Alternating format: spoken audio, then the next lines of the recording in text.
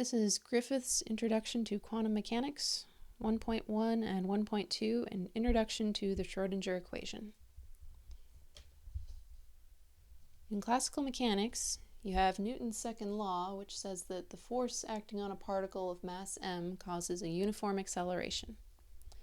If the system is conservative, the force has a potential, here described as a potential energy, so that so here you have F equals m times a, the second derivative of position. And this equation, together with initial conditions, gives you position as a function of time. And then once you have solved that, you can find other quantities, such as momentum or kinetic energy, etc. Similarly, in quantum mechanics, we have Schrödinger's equation.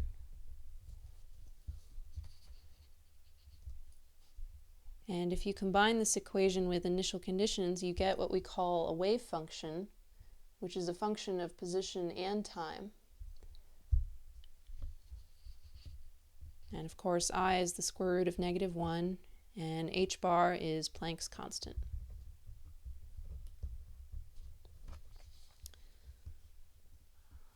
So what is a wave function? Well, the integral of the absolute value squared of the wave function dx gives you the probability of finding the particle between position A and position B at time t. So it's a probability. It describes the state of a particle in a probabilistic manner. And typically, if you have a complex wave function, this is just a note that this absolute value squared is the wave function times its complex conjugate.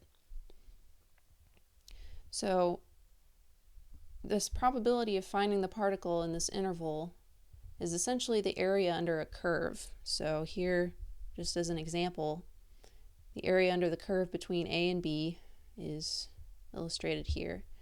And if you're looking at this graph of the wave function squared, the particle is more likely to be at position A than at position B because there's more area under the curve close to A.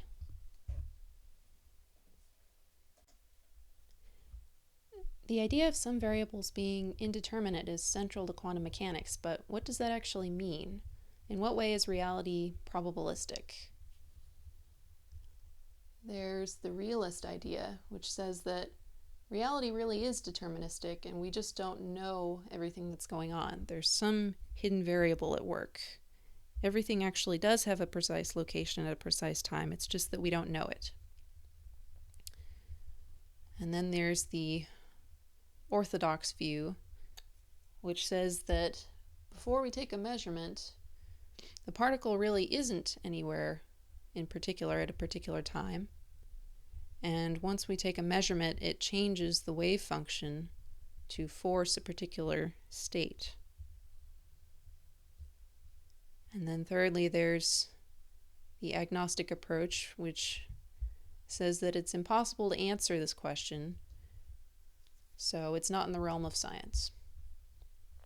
Well, the truth is, as they discovered in 1964, it is possible to answer, and the orthodox approach is correct. So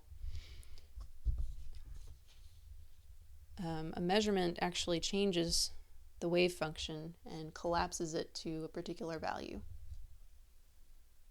And then over time, the wave function will slowly spread apart again and the indeterminacy will increase.